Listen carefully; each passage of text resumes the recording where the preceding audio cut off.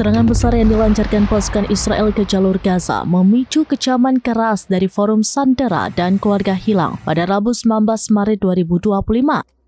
Forum tersebut menuding pemerintah Israel telah mengabaikan keselamatan para sandera yang masih ditawan oleh Hamas.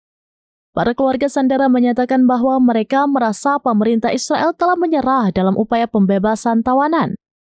Dalam pernyataan yang dikeluarkan, forum tersebut memperingatkan bahwa kelanjutan agresi militer sebelum pembebasan sandera dapat membahayakan nyawa 59 sandera yang masih berada di Gaza.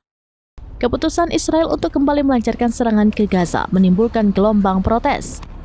Seorang ibu dari salah satu tawanan mendesak diadakannya aksi protes massal dan menyuruhkan penghentian agresi Israel di Gaza. Forum Sandera dan Keluarga Hilang juga menuduh pemerintah Israel telah memberikan informasi yang menyesatkan kepada publik terkait klaim operasi militer baru yang bertujuan untuk menekan Hamas. Forum tersebut mendesak agar para tawanan yang tersisa di Gaza segera dibebaskan.